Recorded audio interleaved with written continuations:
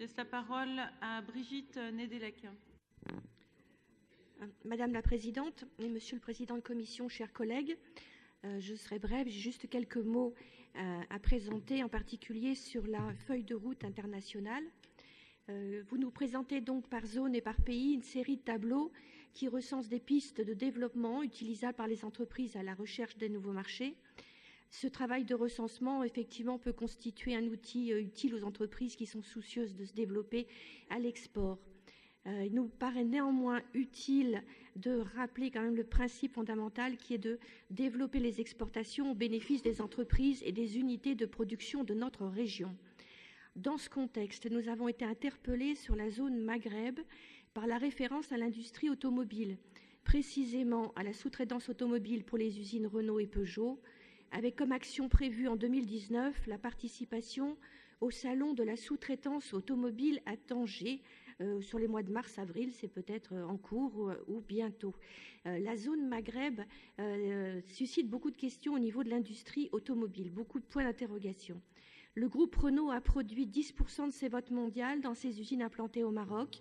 D'après le site marocain d'information économique L'Économiste, c'était publié le 8 octobre 2018. Ces véhicules sont exportés en Afrique, mais aussi vers des pays de l'Union européenne, dont la France.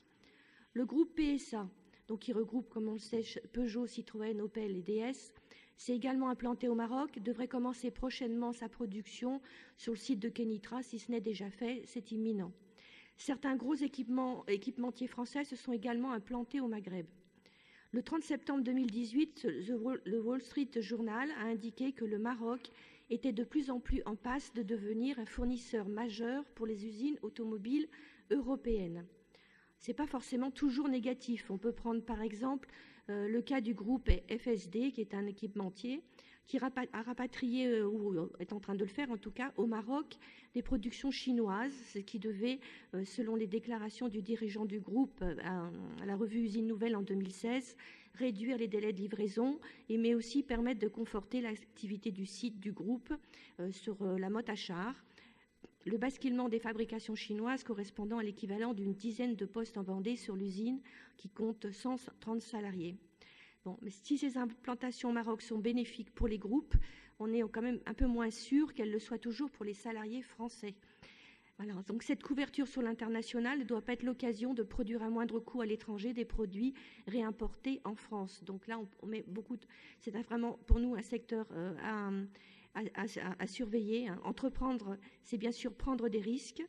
Et nous sommes bien sûr tout à fait en accord attachés à la liberté d'entreprendre, mais nous espérons que nous ne perdrons pas des emplois manufacturiers que nous souhaiterions préserver. Et malheureusement, nous savons que dans un contexte de libre-échange, en absence de protectionnisme douanier pour nos entreprises, le risque existe et échappe à tout contrôle de la région, mais aussi de l'État. D'ailleurs, force est de constater, à la lecture de vos tableaux, que ce culte du libre-échange et de l'absence de protectionnisme n'est applicable qu'à la France et aux pays de l'Union européenne. On peut constater, à la lecture de chacun des tableaux vous présentés, que les autres pays du monde mettent en œuvre des dispositifs de protection de leur économie. Donc je pose des points d'interrogation. Nous souhaiterions un suivi pointu pour ce qui concerne l'industrie automobile sur le Maghreb. Merci.